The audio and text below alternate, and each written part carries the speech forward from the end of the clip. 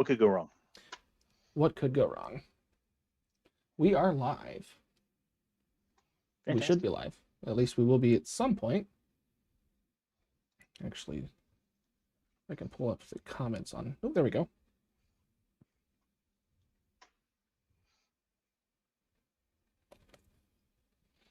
Okay, welcome to the live stream. It's been too long since I've done one of these live streams. We're going to be talking about the space news this week, and I have a co-host, Cullen, as you can see. I will introduce him in just a second. Actually, he'll introduce himself. I've lost my train of thought all of a sudden. So anyway, we're going to be talking about the human spaceflight news this week. A lot has happened. We've got CAPSTONE. We've got the SpaceX's big oops, if you're familiar with that. So yeah, so I'm going to go ahead and hand it over to Cullen to introduce him. He might be my co-host for the next, who knows how long, if he's interested. If you guys enjoy how we interact and how we throw off and engage topics. So go ahead and introduce yourself, Absolutely. Cullen. Thanks, Derek. No, I appreciate it. And man, it's crazy. There never seems to be a quiet news these days, or a quiet news week when it comes to space flight, both human and robotic. It seems like there's always something to talk about. And I think one of the constants that we can do is expect the unexpected. That's for sure. But like Derek said, my name is Cullen. I am a writer for Spaceflight Insider. I've been covering space news since 1999, and I provide coverage here on the Space Coast in Florida. Okay, and I don't know if that was a lag on my end. And let me know in the comments, everybody, if you have any questions for Cullen or if you have any problems with the stream. On my end, it looks good, but just in case. So, what would you like to start off with, Cullen? You mentioned you wanted to start off, I think, with the. There's a lot of news. Where to start? Obviously, there's a lot. Yeah. Well, we're obviously a human spaceflight for this channel, but I would like to at least make a brief mention of the amazing photos of the James Webb Space Telescope. If you guys haven't seen them, be sure to check them out. I can put a link in the chat if anybody's interested in that. But while that was going on, at least the first photo, there was actually some SpaceX news going on at Boca Chica, and I'll go ahead and let Cullen go ahead and talk about that story. Yeah, there sure was. So, kind of in the middle of the week, or Tuesday rather, right before the announcement of the James Webb Telescope photos, the world kind of had its eyes focused on that. Meanwhile, Booster 7, Starship Booster 7 down in Boca Chica was actually on the orbital launch mount and experienced what can only be considered an anomaly. They were doing a full tanking test. And it seems at some point during the tanking test, the booster just could not be held to the ground, and it really wanted to take off. So we saw a little bit of flames. We can't really tell at this point. It hasn't really been confirmed whether or not it was an overpressurization event like an explosion, but there definitely was a good deal of fire that we saw there at the base of the booster.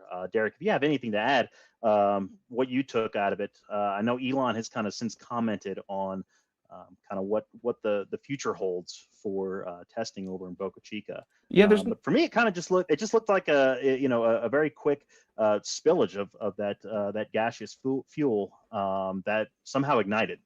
Yeah, where there's still a lot of unknowns about that. It could have been a whole Sure. lot worse. I don't think Elon has said too much about it on Twitter. There have obviously been some, roadside engineers and armchair engineers with, people like the people who stream from the area quite often. Everybody's doing their analysis of it, and I would show you some of those streams, but we don't have the rights to use some of those. But that being said, from what I saw, it looked like you said there was some sort of combustion event having to do with possibly some an overabundance of liquid methane, not liquid, the gaseous methane. So it's possible that they actually might be in the future putting some sparklers, essentially what's called ROFIs. I do not remember what that stands for. If you remember what that stands for, chime in. That stands for radial outward firing igniters. There we go. So that's commonly used on the ULA's Delta IV Heavy. We also saw it, of course, used hydrogen preburners on the space shuttle. Basically, what it did was it helped to burn off excess gas that might be in and around the engines. But one thing I definitely want to point out is it is interesting at the timing for this anomaly, being that, of course, as most of our viewers probably know, SpaceX is not only working on Starship's launch opportunities in Boca Chica, they're also working on their launch opportunities here at the Cape next to Launch Pad 39A. And one of the big concerns that NASA has brought up, of course, is, hey, we can't really have this big unknown vehicle standing right next to an operational crew launch pad because of, well, this very thing. So I do find it interesting that it, as SpaceX is building their pad here at the Cape, that we did have a chance to witness this type of anomaly and kind of the aftermath, the kind of damage that it can cause, which, to an extent, NASA was correct. This is exactly kind of the thing that they were worried about. Of course, SpaceX takes safety very, very seriously. So, of course, nobody was injured, and it really looked like minimal damage to the pad itself from at least what I've seen. I don't know about you, Derek. But... No, that's from what I've seen. And this was a pre-burner spin-up test, correct, for the engines? Correct. Yeah, that's correct. That's correct. Yeah, there's not a whole lot more to it than that at the moment until SpaceX comes out with something, if they even do. They might. Now, they are taking the booster back to the Mega Bay, I believe, over there at their processing facility. They are. So they're going to be inspecting the engines, and we don't know if that means they're going to be taking all the engines out and looking at them, or if it's just going to be a more up-close visual inspection, because there's a lot more access over there at the high bay or Mega Bay than there is at the orbital launch mount for that particular spot. Yeah, I think I heard something along the lines of maybe 2 Raptors that they're going to be replacing at least. That, of course, it could be more at this point. It's hard to keep up. Needless to say, not that it was a race, but it's probably safe to assume that Starship Super Heavy is not going to be launching probably at least for a few more months. But then again, we could be wrong. That is a safe bet. Yeah. We could be wrong. And we have been wrong before when it comes to SpaceX and their testing. So who knows? We'll just have to keep an eye on it. Yeah.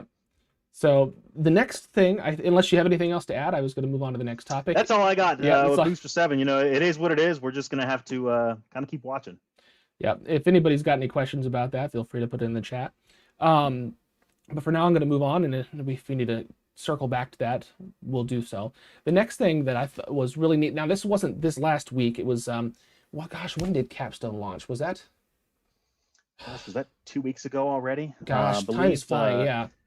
Time is flying. I believe CAPSTONE launched on the 28th of June, actually. I think 28th of June. 28th. Yeah, so it launched on CAPSTONE. It stands for the Cislunar Autonomous Positioning System Technology Operations and Navigation Experiment. Yes, I'm reading because I can never remember what that stands for. Say that 3 times fast. Yes, no kidding. NASA loves their acronyms, or I guess in this case maybe a backronym. I'm not 100% sure. Yeah. Basically, CAPSTONE is a small CubeSat, probably it's a, what do they say, the size of a microwave oven, so this big or so here, if that makes any, basically as large as this screen is what you're seeing here.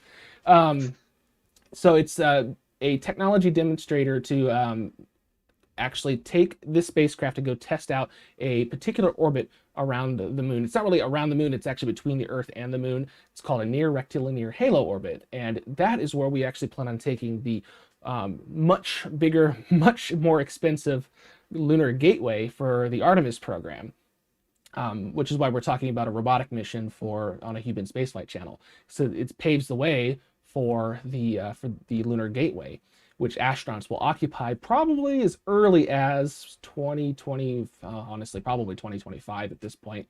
But this orbit, it's a special type of halo orbit that orbits between the Earth and the Moon using it's gravitationally influenced by both the Earth and the Moon.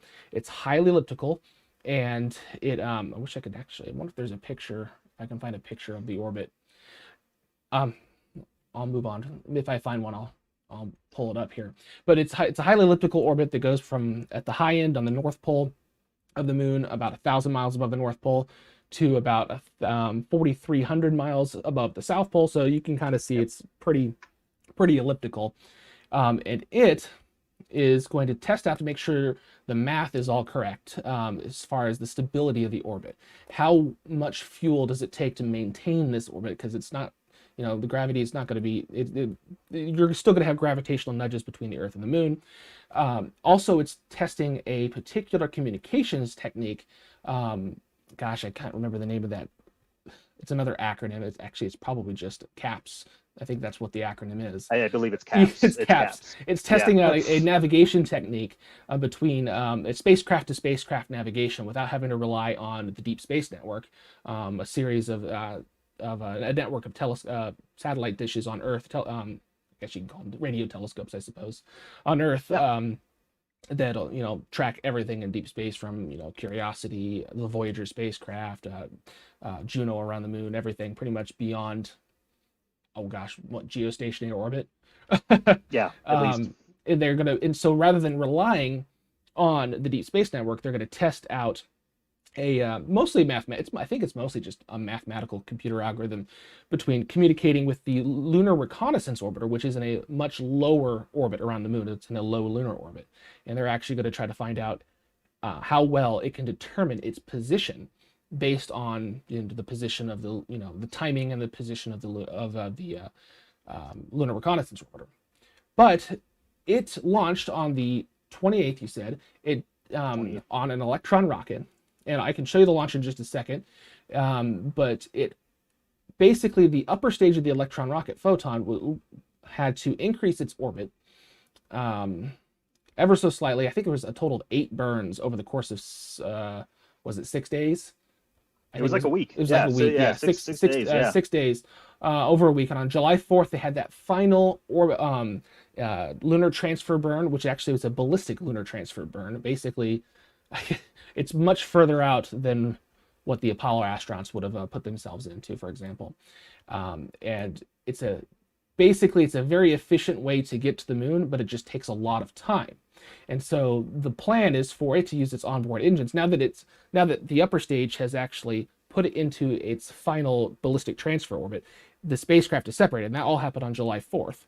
And it's supposed to basically use its onboard thrusters, this small CubeSat, to slowly maneuver itself to where it can get into this final near rectilinear halo orbit.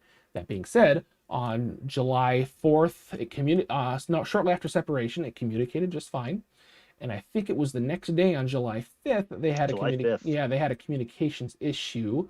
Now they have solved that problem, but for now, before I get too far ahead of myself, I'm going to go ahead and show you this picture of what CAPSTONE looks like, so it's not just us, just our two faces talking. We could describe it all day long. Yeah, so one thing to see it. Yeah, so here is what it looks like, and sorry for the rudimentary here, just my desktop here. So you can see what CAPSTONE looks like. Here's an artist rendering of it around the Moon, and make sure I'm not missing out any comments here. Just a second.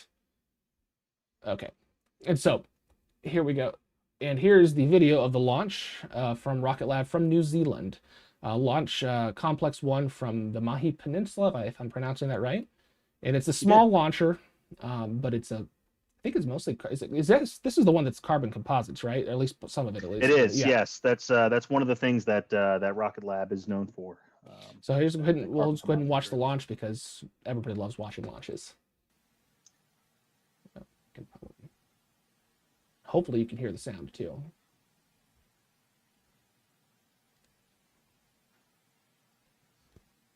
Oh, fast forward here real quick.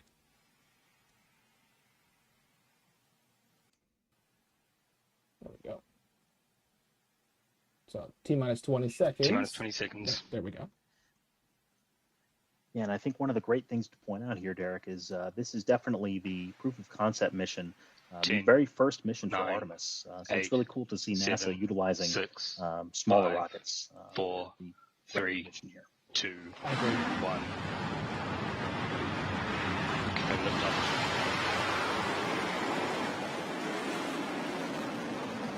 And so it just leaps off the pad. It's, like I said, it's a very small rocket.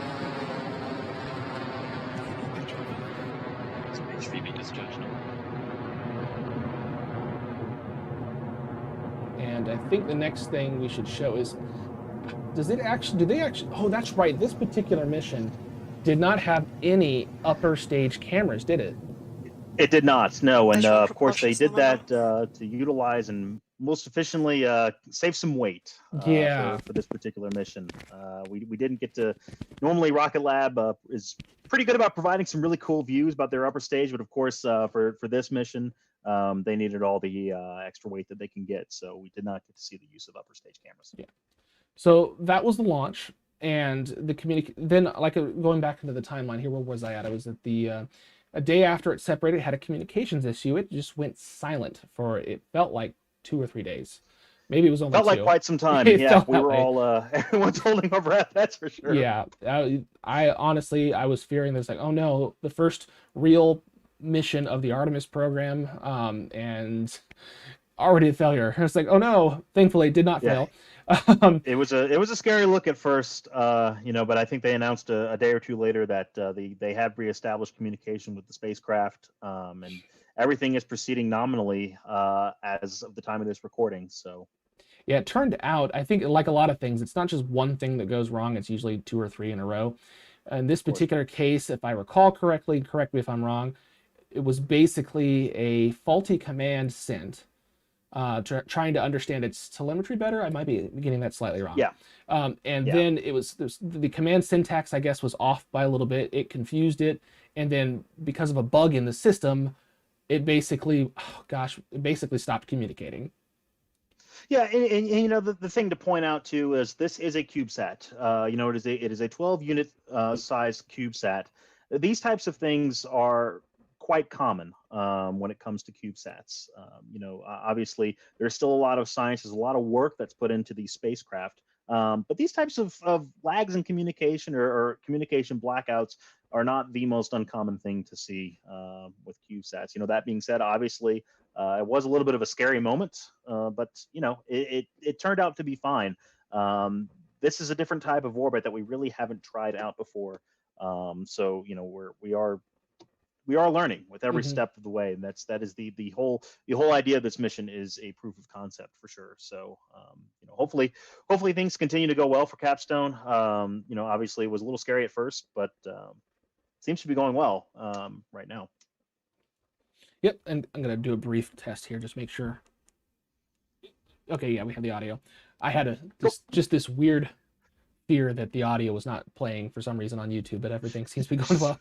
I remember helping out with a live stream with somebody once, and it turned out that the audio was never playing during an interview and everything like that, and it sounds about right. Yeah, you'll go this entire live stream, and it's like, oh, nobody heard us. Yep. Just wanted to make sure, so at least I heard something, at least in my video. Sweet. So anyway, so we got that. Let's see, and what was this other one? What was this? Oh yeah, and here's the trajectory you can see on here. This is the trajectory that, oops, hope I didn't hit my mic too hard. The trajectory that Capstone was taking. You can see up, I think it was up through part 4 on the screen. I guess I can use my mouse to point it out here. The part 4 right here, which is where it separated. And I guess they're between 6 and 7. Oh no, that's where they're in step 8, I guess. I was gonna say, I think we're a little bit further than 8. Further than 8, yeah. Yeah. But either way, it's going to take, what was it, 4 months to get there. I think it's supposed to get into its final orbital insertion burn on November. Gosh, I know this. It was 13th. I'm trying to find a date for you, actually. Yeah, it was November 13th or the 23rd. I feel like it's the 23rd. I think it's the 23rd. It's actually the 13th. It is actually it's going the 13th. To be, okay. Yeah, it's going to reach NRHO, the Near Reticulated Halo Orbit, on 13 November 2022. Okay. So basically, no matter when it was going to launch, that was the plan based on orbital mechanics, at least for this particular window. And once it's there, I think its primary mission to test out everything we just talked about earlier is about 6 months, thereabouts. Yeah, ish. Let's see. We got a comment here. See, Rocket Lab has solidified itself as a key global provider now. Nice to see. The small sat race of companies is cool. I totally agree. Yeah, and that's kind of what we were talking about earlier. It's really cool to see NASA utilizing these small sat launchers again for this bigger mission, the Artemis program. Really, this launch, by every sense, really did cap off the very beginning of the Artemis program. So it's really cool to see a newcomer to the game, Rocket Lab, being the ones to start to carry that torch. Yep. And I guess the next Artemis mission is Artemis 1. Fingers crossed. It is. Fingers crossed. So unless there's anything else so we need to add to that for right now, I plan on doing more over Capstone over the coming weeks and months. In particular, there's a video I'm working on. But for now, I think that about covers that topic. Anything else you want to add? Absolutely. No, I mean, just we're going to keep watching Capstone. Obviously, everything is proceeding nominally, like I said at the time of this recording. So it's going to be fun to watch. This is definitely going to be something that I think is really cool. Having an orbiting outpost on the moon. I think Capstone is a very cool mission because of really what it's proving. So, yeah. Okay, and. Let's see. You saw my list of topics we're going to go over. Unless you have anything else. I did. Was there anything else in particular on that topic list that you wanted to talk about? I don't think so. I think obviously we'd be remiss to not talk about the crew swap agreement that is currently going on overseas in Russia. Obviously, this is something that's been in the works for quite some time now, several years. Given the political tension between the United States, really in the world, and Russia, this is definitely an interesting topic to see that crew swaps will be continuing in the future. Of course, Crew 5 and Crew 6 will both include some crew swaps. Yep. And I forget the Soyuz, the expeditions off the top of my head. The next, obviously, the Soyuz. Excuse me. I probably shouldn't have coughed in the mic there. No, Soyuz MS-22 will be part of. Correct. Yeah, Frank Rubio will be flying aboard MS-22. So. And then Anna Kakina will be the cosmonaut. The fourth Russian cosmonaut female to ever fly in space, something like that. Not counting the space actor that flew into space last year. But it's they haven't had very many. But right. Yeah. No, and then that'll be part of Expedition 68, and then I assume that means it'll be Expedition 69 for Crew 6. Yeah, we'll join Expedition 69 at that point. So that's that. That comes right on the heels of a high-profile change of leadership at Roscosmos, the Russian space agency.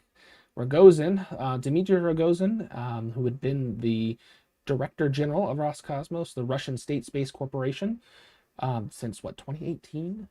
If I recall correctly. May 2018 he held that position. Yeah, so he's not been the most fun person to work with, at least from an optics perspective. He's very bombastic. No, he really hasn't. Yeah, and they didn't. Well, they didn't, to my knowledge, at least. Correct me if I'm wrong. They didn't really provide a reason as to why he was removed. But anybody that has a Twitter account can kind of see the animosity that he had kind of been striking up.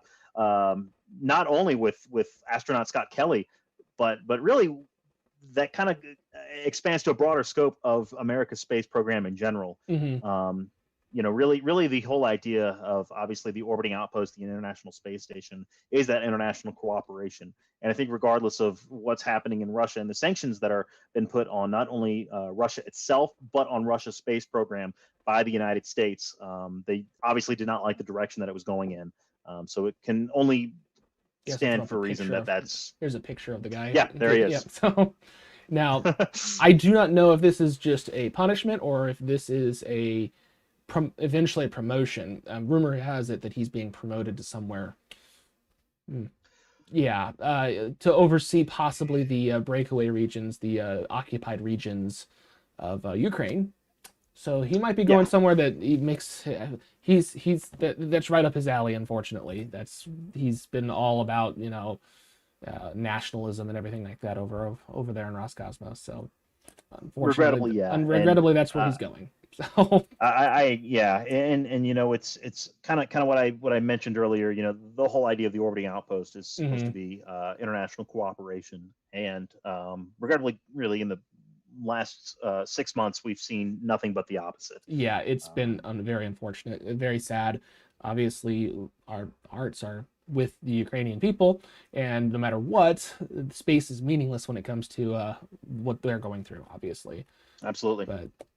But yeah, he is being replaced by this guy, Yuri Borisov, and we don't know much about the guy other than he's probably just, honestly, he's probably going to be no different than the other guy. So I think somebody made a joke. You know, he comes from a background in the Soviet Russian military. Yeah.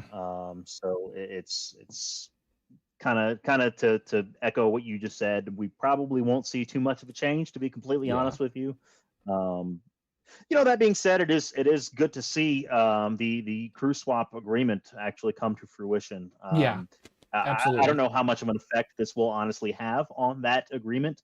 But at least we can see that there is still some cooperation going on there, which really is something that you want to hear, given that we, you know, at least on the United States side, have extended the International Space Station operation well into the end of the decade. So obviously, we really hope to see international cooperation here in the future. Yeah. And to go back to Rogozin just a brief moment, one of his last things that he bombastically tweeted, or not tweeted about, I guess he wasn't really tweeting after a while, it was on their Telegram, whatever the Russian social media is they had used. Well, it's not Russian, I suppose. They use Telegram over there. I guess after the European Space Agency formalized the cancellation of the ExoMars, formalized the cancellation of the cooperation with the ExoMars program with Russia. Now Russia has a lander with no rover, and Europe now has a rover with no lander, and they've formally completely severed ties there. But as a quote-unquote retaliatory effect, Rogozin said, well, we're not going to work on the European robotic arm, which I'm not sure how much that's going to work, because they need the robotic arm, the European robotic arm that's on the recently arrived Naoka module. They've been working on it through various spacewalks the last several months. It's designed not only for experiments to do things up on the Russian side of the space station, but its actually purpose is also to move the radiator that's on the Rassvet module, as well as the experiment airlock, also on the Rassvet module, to the Naoka module. And if they don't have that robotic arm, they can't really get the Naoka module to work to its full potential. So it really hurts Russia more than anything else. Probably another good reason why Rogozin is gone. They have a spacewalk on, is it Tuesday? Wednesday. The 21st, Tuesday, whatever that day is, the 21st, 21st, yes. Which is going to see Samantha Cristoforetti, and I forget the name of the cosmonaut. I think it's Oleg, I don't remember his last name. But one of the cosmonauts, I think it's the commander, the cosmonaut commander that's going over. They're going to go on a joint spacewalk to work on finalize the robotic arm activation. As far as I know, I can't pronounce his last name. Artemiev. Artemiev. There we go. Oleg Artemiev. So he will be. Those two will be finalizing the robotic arm. It doesn't sound like Rogozin's words had any effect on those operations. So, that being said, no, and this kind of seems to be par for the course, to be honest with you, is kind of their word against everyone else's and their actions as well. Mm-hmm. So sad but true. Yeah. Now, that being said, speaking of, nice segue here, speaking of robotic arms, we had the space station, the main space station robotic arm, was able to use, it basically used, words, they're losing me all of a sudden. Basically, the robotic arm was able to help the Bishop airlock do one of its key activities that it was designed to do. So in case you don't know, the Bishop airlock is a commercial airlock launched, was it about a year and a half ago now, on a SpaceX rocket. CRS-21. Yeah, I think, was it in it was late 2020 it actually launched. Yeah, so that would have been December of 2020 for CRS-21. So it's a commercial airlock for experiments and other things, not for astronauts. And it's about the size of a small walk-in closet. It's fairly decent size, and it's on the end of one of the modules of the space station. It's on the end of the Tranquility module on the port side of the space station. I don't think they've used it for anything else at this point. I thought they were going to have the first use of it 6 months after it's being installed in the space station. It's been about a year and a half. So unless they're doing things that I haven't been privy to, that I haven't seen, this is the first real use of that. And so basically the robotic arm can grab onto this little, as you can see in the lower right hand part of the screen here, this little device. I think there's a better picture here. There we go. There it is. So they can grab onto this airlock, pull it away after it's obviously hatches are closed, depressurized, and all that stuff. It can either have experiments in there for external to be exposed to the vacuum of space, or it can be placed somewhere else for the robotic arm to actually pull some things out of, or it can actually deploy CubeSats, which is really what NanoRacks, which is the commercial company that built this, that at least not, I guess, Tiles Alenia Space is probably one of the contractors. The owners, the operators of it is NanoRacks. And so, but it can also be used to deploy trash. Right now, the only way to get trash off the space station in large quantities is with the the Progress spacecraft, for it to burn up. You can take a little bit, you're not going to take trash down on the Soyuz, so that's waste of space because there's not really a lot of space on the Soyuz anyway. And then Cargo Dragon, if you're going to take anything home, it's going to be things like science equipment or anything that needs to be repaired. So, but as far as trash is concerned, right now, Progress is the only way to get a large amount of it out of the space station. Until NanoRacks, now they can actually basically have custom designed trash bags, if you will, load it up, put it, I'll show you another view here, and then they can just, hopefully this will go relatively quick, they can just pop it right out, just deploy it, and it'll orbit the Earth for a couple of weeks before it eventually burns up in the atmosphere. A nice little shooting star of a trash bag. Yeah, and that's really cool to see. We really haven't seen this type of at least size of trash that's and I know we're talking trash right now. Yeah, they're just trash. We really haven't seen anything of this size being deployed on its own from the International Space Station, which obviously this piece of equipment, this airlock, the Bishop airlock, has a lot of different better design functions than trash, but what a great use of it right now. Rather than stowing kind of your small pieces of trash to eventually burn up, this is really kind of cool to just see it released on its own. So yeah, here's another set of views here from internally. So there it goes. I have not seen this view yet. You haven't seen that yet? Cool. Yeah, I haven't seen that it's yet. great. It's pretty cool. Yeah. Now, obviously, it can let's see if there's any more here. Don't know if it's just keep seeing it till it floats away off into the sunset. Yeah. That's awesome. Yeah, here's another view of it hanging out there on the robotic arm here. I still like this view best. But it can also go the other way around. I would imagine if you wanted to bring a large piece of equipment inside the space station, you could, if you're going to do any internal repairs. I don't know if there are any plans for that, but I don't see why you couldn't, as long as the connectors work out properly. I think the possibilities are endless. Yeah. Again, kind of going back to what we talked about with CAPSTONE, this really is also kind of a proof of concept of things that you can do. Obviously, we'll see this kind of evolve probably further than the life of the International Space Station itself. We will probably see future use for this thing on commercial space stations here in the future.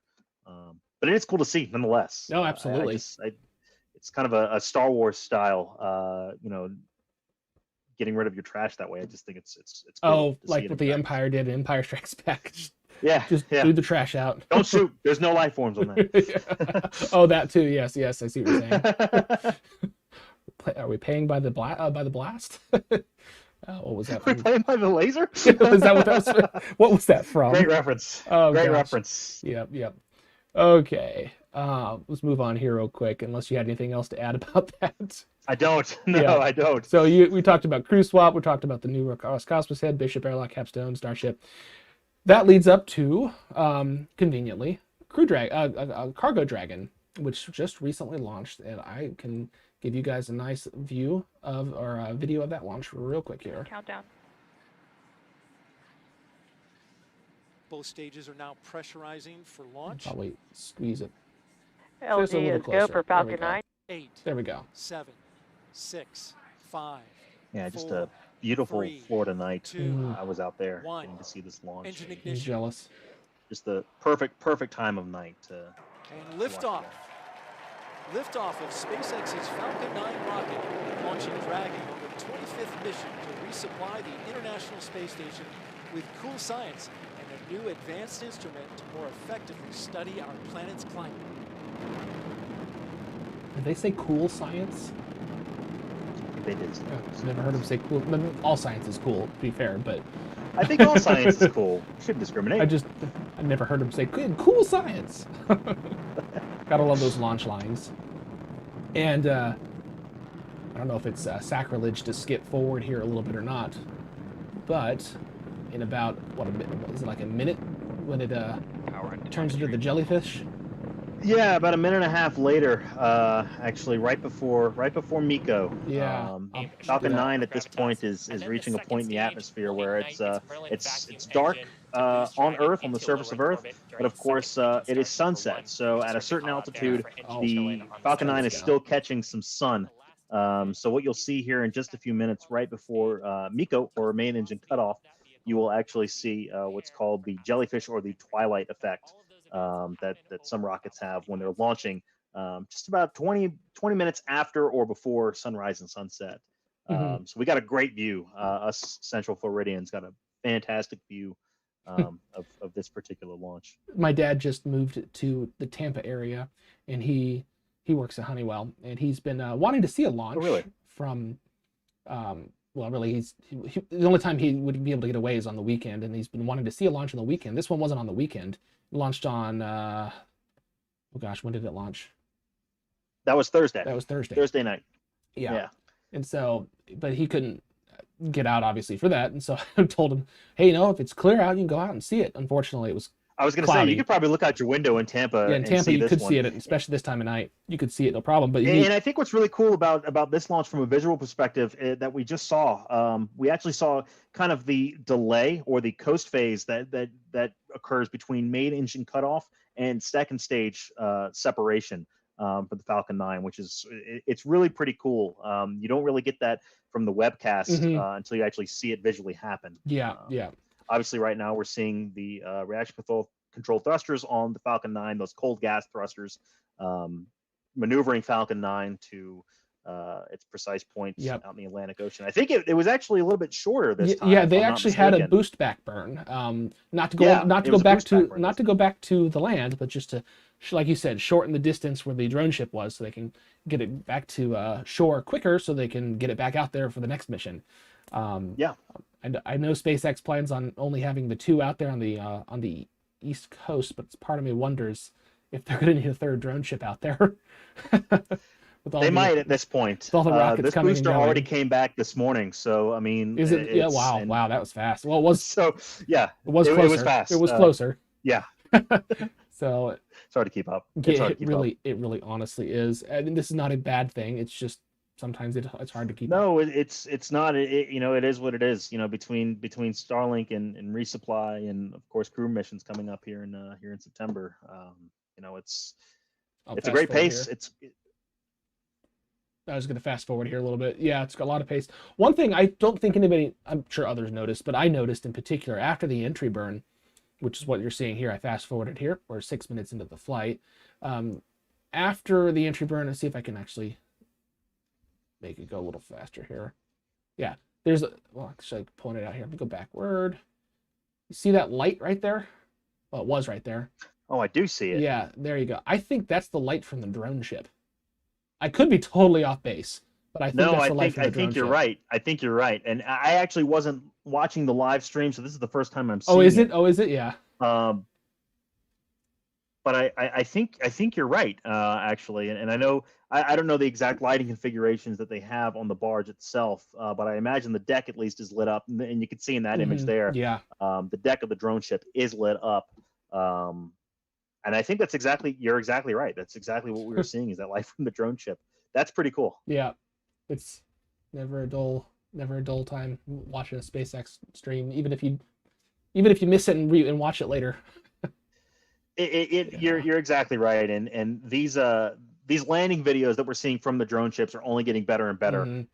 Thanks in part to Starlink, actually. Yeah, absolutely. Which is especially a shortfall of gravitas is really the one that's kind of first made its debut with Starlink, and I think they're outfitting them on all the drone ships at this point. But really what that allows for is continuous coverage, a continuous view from landing burn to shutdown, which is obviously pretty gosh darn cool. So yeah, absolutely. And looking here, we've got the inside of part of the external payload going up to the that went to the space station. Again, this launched on Thursday, and has since docked. It docked yesterday. So, and I thought we were gonna get it. Oh, I guess fast forward here. There we go. And I do not remember what those particular. One of those is a battery, or is that a battery? Is that a charge discharge unit? I believe it is it's a main bus switching unit. Main bus switching unit. Okay. If I'm not mistaken. Okay. I should pull up the manifest. Where it's actually a pretty interesting manifest. If you do pull it up, there's definitely some interesting cargo that was flown up to the space station this week. Do you want to talk about that? I mean, I can send you the link if you want to talk about it. Yeah. So I think one of the biggest ones, obviously, like we just talked about, is that main bus switching unit, which basically will replace on the S6 Sierra 6 truss on the International Space Station. Obviously, those batteries, those main bus units, are going to be exposed to the vacuum of space, so they are going to need to be replaced at some point. That's exactly what it's doing here. But I think also another big piece is the 2 EMU suits that are that's right, being that were flown up. That's pretty important, actually, especially with the recent talk of spacesuits. This is obviously something that's kind of notable. I think. Just for reference, I'm sending you just the at least the experiments on board. You don't have to use it for anything. Oh, awesome! But, yeah, just awesome. so you had it. Yeah, that's the thing about the spacesuits. They usually, I'm trying to remember how many they have on board at one time. Is it 4 they try to have on board? I believe it's 4. Yeah, and there's only, and for reference, these things are 40 years old. At least the backpacks are. And granted, they're upgraded and all that stuff, and if they need to replace a part, they'll replace a part. But they're 40 years old, and there's only like a handful of them. I think, is it? Oh gosh, I used to know this. Is it like 8 or 9 total they've got in existence? Yeah, in existence. Yeah, one of them was lost in 2014 when SpaceX, the SpaceX Sierra 7 anomaly happened. Slight anomaly. Yeah, slight anomaly. But yeah, they lost the spacesuit there. Yeah, it's a gorgeous shot. Absolutely. Dragon separation. You can see the trunk, like you said, with that main bus switching unit there. Yep. And then and what's the bigger item then? I believe that's stowage. That's just so stowage. I would imagine that's where everything else is being stored. Okay. I say everything else. I mean, obviously there's stuff in the actual exactly in the capsule. But yeah, I'll have to look that up. And then we'll move on here to docking. This is actually, I couldn't find it. Maybe it's just because it's on the weekend. NASA did not actually have a video of this, just a quick little YouTube video. So this is actually from space.com. So not that that's a bad thing. It's just I was hoping to get more of the NASA videos. Not. And so, and this here, I think, I can't tell if there's any sound, but you can see I actually overslept and I actually missed the docking, which is I did too, man. Yeah, I usually make a point to actually watch these major space station events, and this particular one I slept.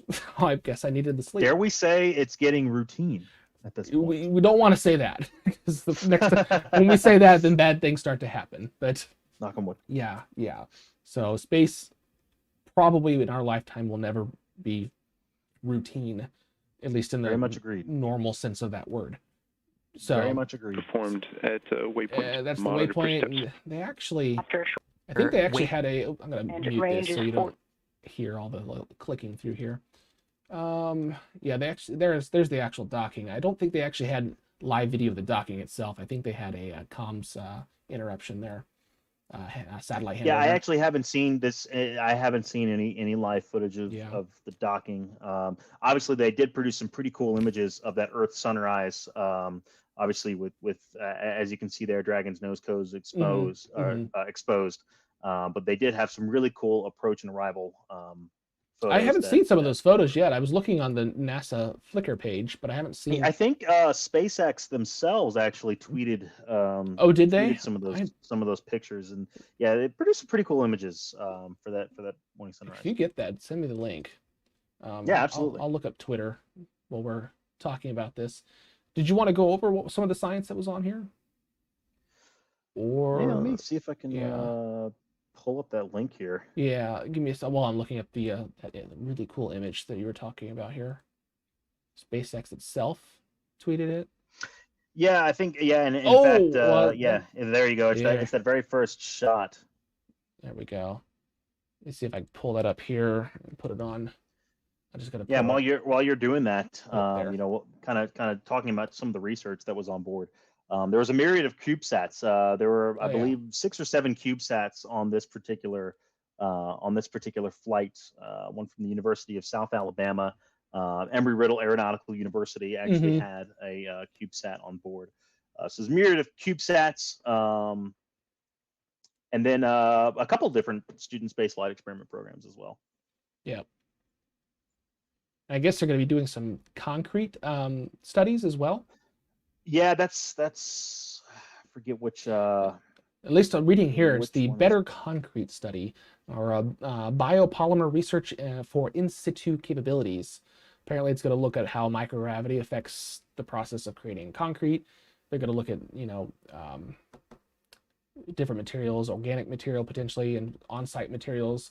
So I guess the idea is to figure out how to make the proper mixture, at least the early phases of figuring this stuff out, using, you know, either lunar regolith or Martian regolith, the soil essentially on those two bodies, and possibly turn it into concrete.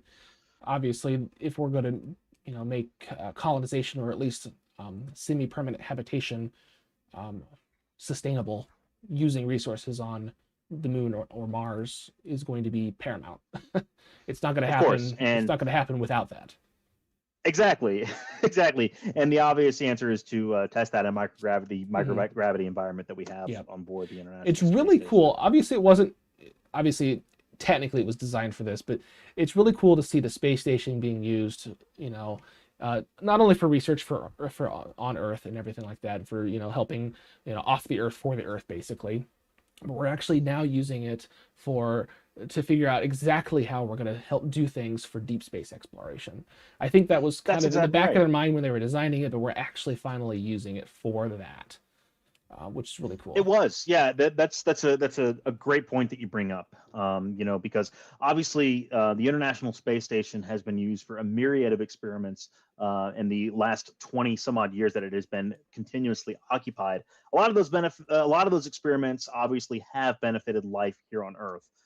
There are just some experiments, especially in the medical field, that you just can't test here on Earth. They have to be done in a microgravity environment. But it's really cool to be seeing the International Space Station really as a tool for the Artemis program. In a sense, obviously, if we want to create a sustainable presence on the moon and maybe one day Mars, we do need to learn how to be self-sufficient in space. And like I've said 1,000 times, testing that in the microgravity environment is the best way to do it. And that absolutely is really the whole reason why the space shuttle really was designed. That was really the idea of the space shuttle from its inception as well. So it's just like you said, just really cool to see this kind of science, this kind of sustainable long-term science being done on board the International. I think at the end of the Apollo program, NASA wanted to do, like, was it 3 or 4 things: a space shuttle, space station, moon base, and Mars. And Nixon basically said, "You're going to get the space shuttle." And then you're going to get one of those. You're going to get one of the space truck. Yeah. So NASA hoped they would be able to build a space station with a space truck, and now we finally have that. Now the space truck is gone, but we might get a different space truck with SpaceX. You never know. That we will. Yep. And then now we might actually get the moon base because of space station and the new space truck. And then all that's going to lead to Mars. Don't want to sound too fanboy about it, but it's really probably some of the most exciting times in space since at least the end of the Apollo program. I would argue in the next couple of years, it's going to be more exciting than Apollo. Might be a little biased, but you know, it is what it is. Well, and I think you know, one of the big major differences between what we're doing now and Apollo obviously was a very politically driven program, whereas this is different. This is a bit different. Yeah. This is all about sustainability, staying long term. When we read these science fiction novels back in the 60s and the 70s, we obviously talked about what space travel might look like in the 2000s. And this is really kind of those big steps to do it. It's not just one program or not one entity doing it. We're seeing obviously United States government and different foreign governments working together, but we're also seeing industry and the commercial sector, which is something that we really obviously we had back in the 60s during the Apollo program, but we didn't see the type of autonomous use of the commercial industry. It was the government said, "Hey, we'll pay you, go build this." Exactly, exactly. Figure it out. And while that still is the case with some of these programs, there is a great deal of freedom. I mean, with not to sound too fanboy, but with vehicles like Starship that are coming up that are going to with the ultimate goal of sustainability on a different planet on Mars. Obviously, it's a very it's a far out goal right now, but I mean, it's a start. It's definitely a start. It's this type of explosion, for lack of a better term, we really haven't seen since the end of the space shuttle program. It's really a great time to be involved and to be interested in human spaceflight. Looks like we have a question. Black Ginger 777 says, "Are all the new ISS solar panels installed and deployed?" Would you like to take that one? That's actually a good question. I want to say they are. They are not. I wasn't sure if you knew or not. So I don't. They are not. Yeah. They are not. So I'll go ahead and take it then. Yeah, absolutely. I think he's referring to they're referring to the rollout solar arrays that are being added to the space station, and I think it was that a year ago or was that 2 years ago now? I believe it was about a year ago. It was. I don't remember what CRS mission brought those new. It was one of the first of the new cargo dragons. Anyway, they brought up 2 new solar panels to go onto the P6 truss, which is the oldest truss cycle, the oldest solar arrays on space station. There's a total of 8 wings, if you will, 4 sets of 2, and the P6 is the far port side, and so they put 2 roll-out solar arrays on top, essentially right over those. And those 2 were installed. I want to say it was 2 years ago now, but I could be way off. Maybe it was last year. You know what? We're going to go with last year. I think it was last year. Yeah, it was last year. You're right. I want to say it was last year. Yeah. This whole last 2 years has been weird. But, I know. I'm sure everybody understands that. So, but I thought we were going to have the second, and there's going to be a total of 6 installed. The first 2 were installed last year. The next 2 are actually not going to be installed until I think later this year. Correct. And then that makes sense. Yeah, and then 2 more after that. So, you know what? Now I got to go pull up a graphic of that. I know I've. Yeah, that's actually what I was doing. Yeah, while you were talking, I was pulling up but you were correct. You were correct. iRosa ISS. Go do that. I'll find the. I will find. Actually, that's a really good photo of the new iRosa here. I'm gonna take that, throw that right on top of this, and then, oops, that's too big. Too big. There we go. Nice little view of the ones that are currently on there. That's not an artist rendering. That isn't the actual new arrays over the old arrays. And I'm looking for the artist rendition of what it's gonna look like with all 6 of the new ones. Images. Yeah, one of the cool things to note about Rosa, it is 20% lighter. Lighter and more efficient. So yeah, it's Yeah. pretty crazy. There we go. And so while you're oohing and on that, I'll throw this up here. That's what so you can see on here, the far left, right side. Those are the ones that are currently on there, and then we're going to get the other 4. I think those are the proper positions. They might not be going in that one exactly. In those positions, I'm not 100% sure, but they have been installing the modification kits on the. What are the? Maybe I can zoom in here and show you. It's kind of blurry. The mast canisters, of the main arrays, they're installing them on there, and then when SpaceX brings up the new ones, they'll put them right on top and then roll them out. So this new rollout technology is actually going to be used on the Lunar Gateway when they send that hardware to the moon for future human occupation, on the Lunar Gateway. Only they'll be bigger. Yeah, Bigger than that. and that is cool. Kind of like you mentioned. I mean, It's a it is test. cool to see. Obviously, the the International Space Station, given its age, obviously in use of upgrades, but it's also being used as a test bed and a proof of concept, which is again pretty cool given the station's age. Yep. So yeah, the last thing I wanted to talk about, just briefly, unless you want to have anything else you have to add regarding those topics we've been on. No, I don't.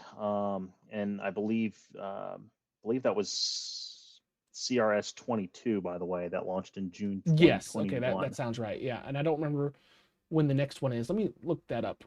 CRS, I want to say, is it 20? I guess 26 is the next one. Let me find that out. They've changed. It is going to be yeah, it's going to be 26, so it's going to be the next one. They've changed the manifest around a little bit from and that happens. There's flexibility for that. But I don't know if CRS 27 will have the arrays or not. Obviously, that's a good question. They're not in a rush. Things are working. It's just, right.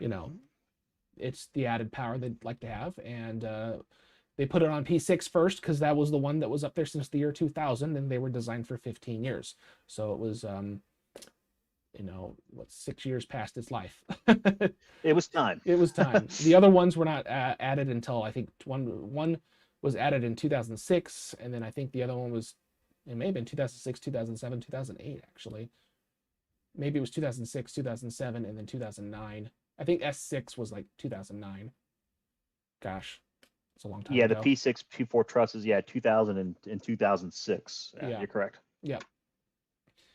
So the last thing is to move away from the International Space Station program, and we don't really talk about it too much just because the Chinese space program is kind of secretive in many ways, unless they're not secretive, and usually it's for PR events, like, launching human spaceflight, humans into space. But they have their first, actually it's not their first, it's their second. Is it their second crew? Or is the second third crew? I think it's the second. I could be wrong. No, I think it's the third. If somebody in the chat knows, let me know. But I think it's actually the third. Oh gosh. Shenzhou. Is it 13 that just launched?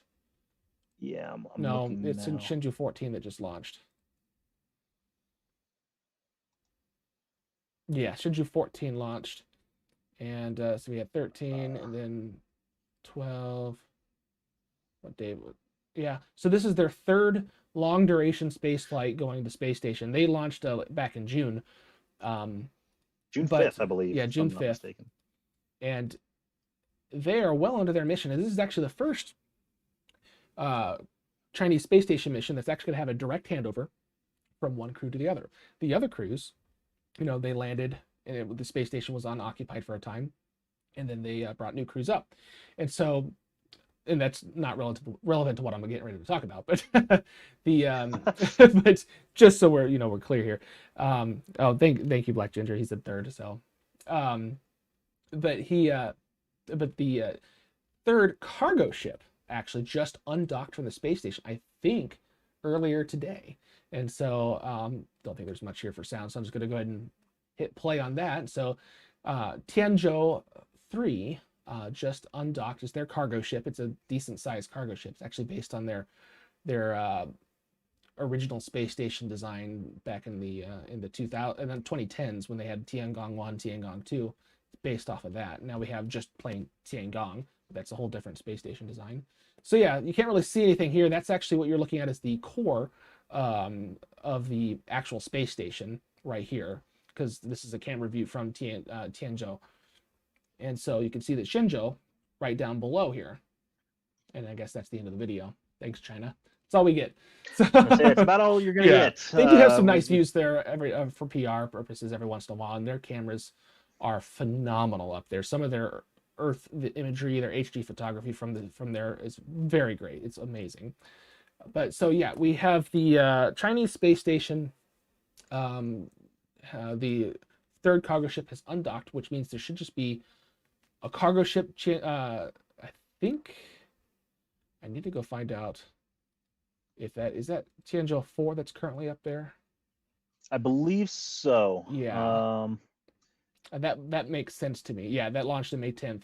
So Tianzhou Yeah. 4 is up there, docked in the rear part of the space station. I'm gonna go find my shameless plug here. Velocity Tiangong assembly. If I can spell. There we go. It's I'll mute it here. It's a short, but you can see this is the assembly sequence here. Obviously, you can, no, I don't think you can really see it down there, the dates. Where we are at in the process here, let's move on. That was the first mission. They undocked. That was back in October. They moved that around. I'm getting to where we're at here. Give me a second. 13. Tianzhou 2 undocked. 13 undocks. 3 relocated to the front. I believe that's what happened anyway. And then for a while, we pretty much had that configuration.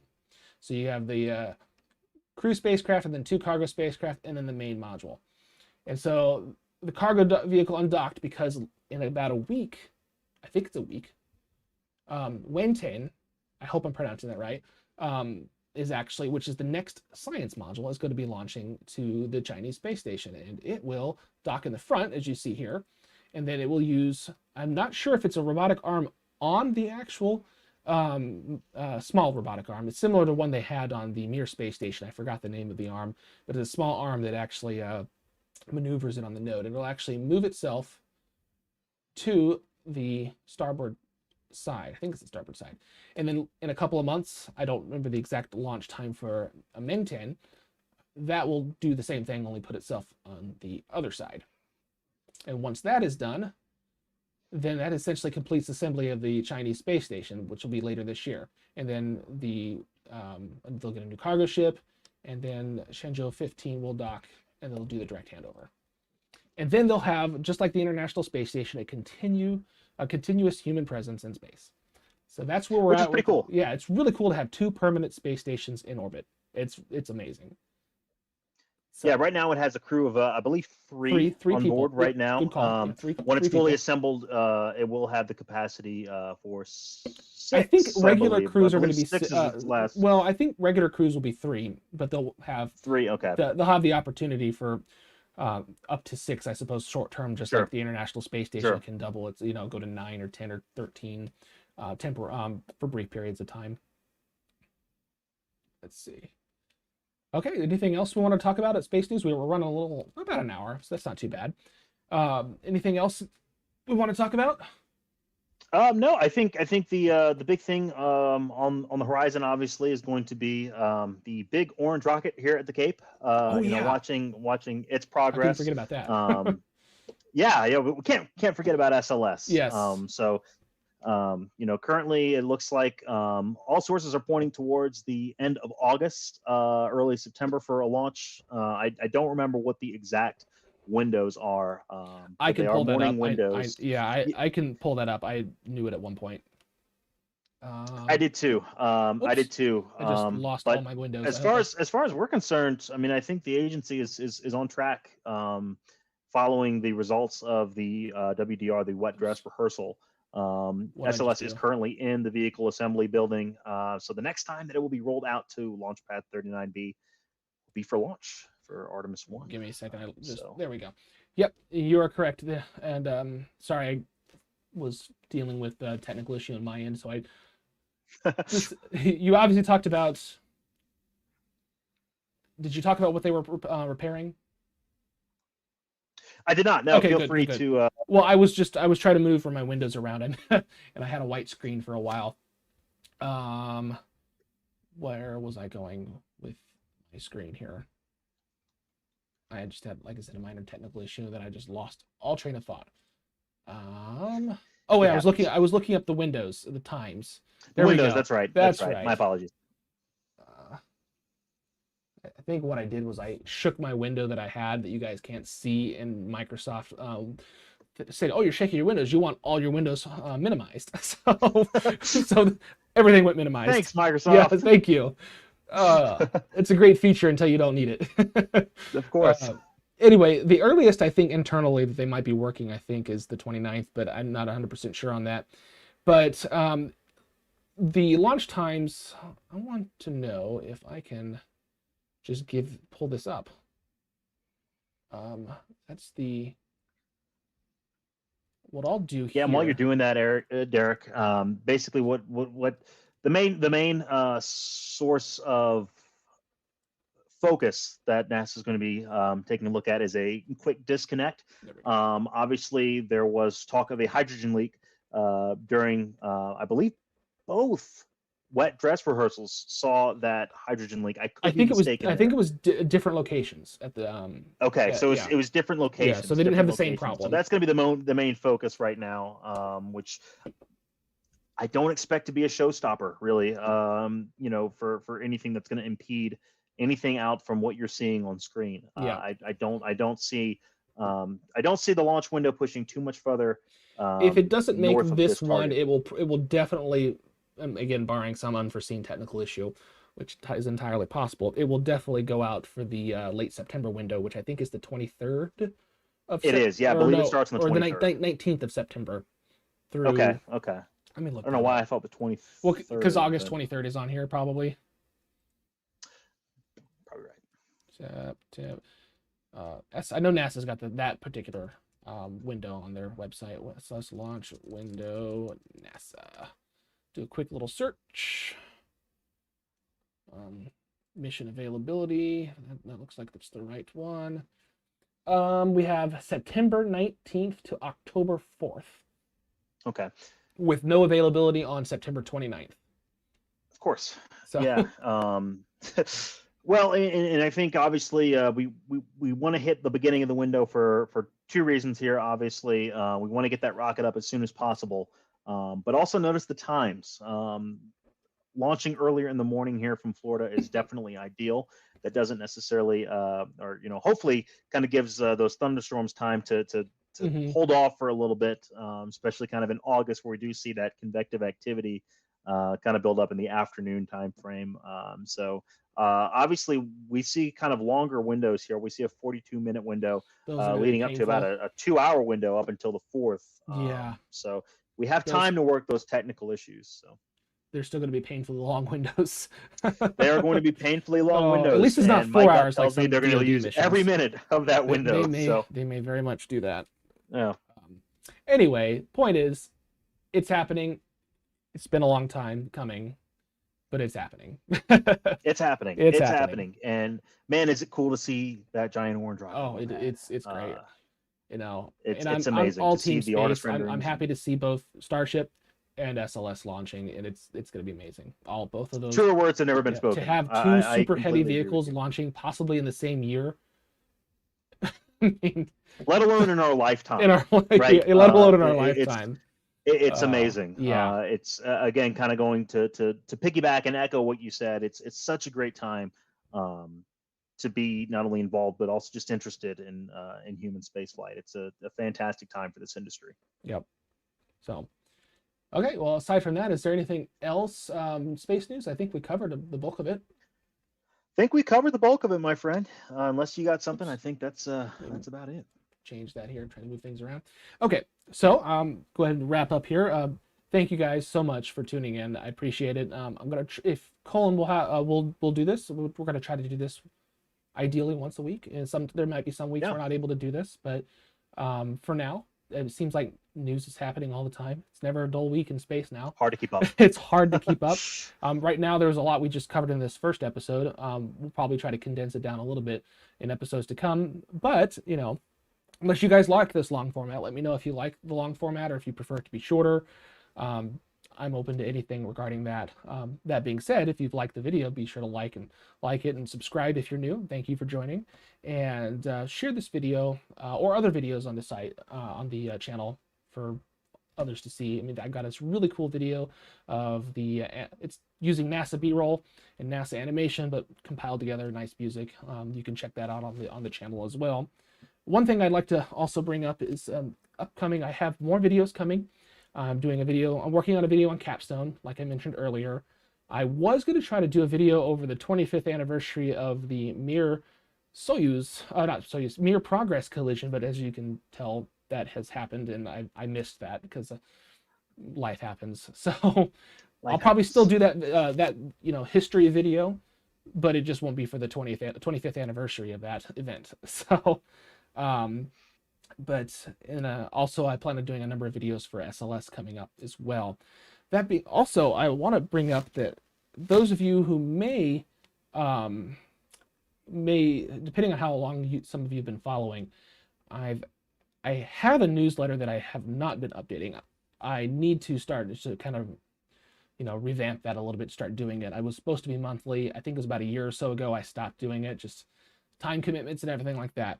But part of that newsletter also included the you can download a free model of the Lunar Gateway, a paper model of the Lunar Gateway that I had designed. And I'm working on updating that. That first version was out in 2019. The Lunar Gateway designs have since been updated. And I can show you right now. I think this will be a good preview. It's using my simple webcam. Oh, that's awesome. Yeah, this is a 1/100 scale paper model of the Lunar Gateway, of the Halo module of the Lunar Gateway. This is not 100% finished. I'm still working on it. And then you have the power and propulsion element. Oops, let me turn these away around here. Again, this is just the prototype design of my paper model design that is prototyped. But this is the first two pieces of the Lunar Gateway that will be launching atop a SpaceX Falcon Heavy as early as late 2024. And my hope is to have this design done relatively soon for people to download it to use, to actually make. Like I said, it's a paper model. You cut it out on cardstock, glue it. It's actually got magnets in there, and you can actually, there's an Orion capsule here. You can actually dock them. That's awesome. Yeah. So yeah, I plan on doing the whole gateway. I'll obviously release these first two at some point when they're done. And if you actually join, I'll put a link in the description below later. If you join the Discord at some point, I'll put a link on Discord before I even get instructions. The instructions for this thing is going to take the longest to do. And so if you join Discord, you'll get, the PDF files once I get them done. You can try to put it together without instructions. And at some point I'll have a video, a time lapse of me doing it as well. But that's what I'm working on. I plan on doing not only those two pieces, but also the International Habitation Module, the eSprite module, the European Refueler module they're working on, an airlock module, and of course Dragon XL. And I will also link to a person who has their own model of the Orion spacecraft, because their version is a lot better than mine, and so you might as well go ahead and go to theirs and print off theirs. So if you're interested in that, stick around, keep checking out. Stay in the check out the community tab, and I'll put a link for the Discord in the community tab. At some point you can join. It might still be a couple weeks before I actually get the model finalized, but that's where we're at. So anyway, so if you've enjoyed this, yeah, like I said, like, subscribe, do all the things, and I guess we'll be back here probably at the same time, about 7:30, unless you think it should be earlier, Cullen. Oh, I think that's great. I think it's a great 7:30? way to kind of cap off the weekend and get a good start to your week, to kind of summarize everything that's it's been a very busy week in spaceflight news, and it's hard to predict what's going to happen, but as I said before, change is the biggest constant here in the spaceflight industry. Yep.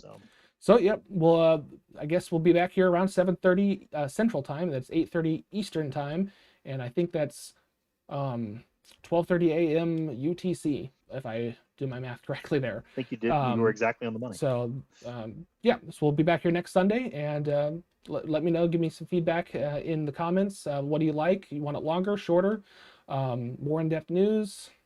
You don't like us, let us know. Please let us know. Let us know. So anyway, thank you for watching, and we'll see you next week. Ad Astra.